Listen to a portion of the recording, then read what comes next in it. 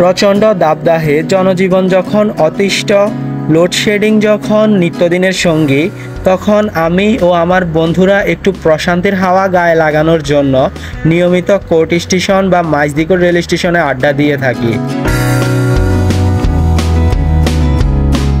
জীবন জীবিকার তাগিদে অনেকেই হয়তো নোয়াখালীকে ছেড়ে দূর প্রবাসে আছেন, কেউ হয়তো বা দেশের বিভিন্ন জেলার বিভিন্ন প্রান্তে কর্মরত আছেন। খুব ইচ্ছে করে নোয়াখালীতে আসতে, কিন্তু চাইলেই খুব সহজে নোয়াখালীতে আসতে পারতেছেন না। তো আজকের ভিডিওটি সম্পূর্ণ আপনাদের জন্য। প্রিয় দর্শক, মাইজদিকোট রেলওয়ে স্টেশন থেকে স্বাগত জানাচ্ছি আমি সাজ্জাদ স্বাধীন।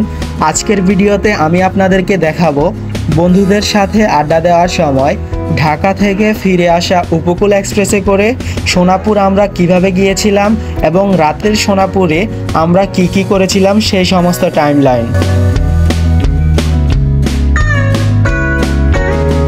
দিনটি ছিল শনিবার 12 মে 2024 তারিখ। আমি ও আমার বন্ধুরা প্রচণ্ড গরমে লোডশেডিংয়ের কারণে প্রশান্তির হাওয়া গায়ে লাগানোর জন্য আমাদের রাজারামপুর গ্রামের কোর্ট স্টেশন প্রাঙ্গণে চলে আসি আড্ডা দেওয়ার জন্য। আড্ডা দেওয়ার এক পর্যায়ে আমরা লক্ষ্য করি নোয়াখালীর দুটি ট্রেন একসাথে মাইজদিকোট রেল স্টেশনে চলে এসেছে। এরপর আমরা বন্ধুরা মিলে ঠিক করি হয় উপকূল এক্সপ্রেস নয়তো নোয়াখালী এক্সপ্রেসে করে হয়তো সোনাপুর নয়তো চৌমুহনী যাব। তো যেমন ভাবনা তেমন কাজ, উপকূল এক্সপ্রেস মাইজদিকোট রেল স্টেশন আসা মাত্রই আমরা উপকূল এক্সপ্রেসে উঠে পড়লাম সোনাপুর যাওয়ার জন্য। সাথে আছে বাইজিদ, মনির ও স্বজন। মাত্র 7 মিনিটের ব্যবধানে আমরা পৌঁছে গেলাম নোয়াখালী রেলওয়ে স্টেশন বা সোনাপুর রেল স্টেশনে। আর এই সোনাপুর এলাকাটি একসময় হারিয়ে যাওয়া পুরাতন জেলা শহর নোয়াখালীর অংশ ছিল। আমরা এখন আছি Sonapur Farhana hotel and Bangla Chinese রেস্টুরেন্টের সামনে। শুনেছি এখানটায় নাকি ভালো দই পাওয়া যায়, তাই তো দই খাওয়ার লোভ সামলাতে না পেরে ঢুকে পড়তেছি ফারহানা রেস্টুরেন্টে। 4 জন বসে পড়লাম এক পাশ করে একটি টেবিলে। দই অর্ডার দেওয়া অলরেডি হয়ে গেছে। অর্ডার দেওয়া মাত্রই হাজির ফারহানার মিষ্টি দই। পার পিস 35 টাকা করে নিয়েছে। এবার খাওয়ার পালা।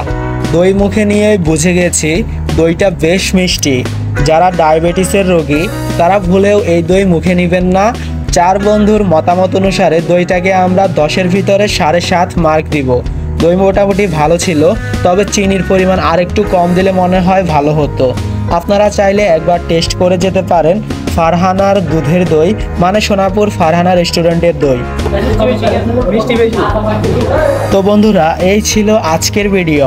দেখা হচ্ছে পরবর্তী কোনো ভিডিওতে। ততক্ষণ পর্যন্ত সবাই ভালো থাকেন, সুস্থ থাকেন। আল্লাহ হাফেজ।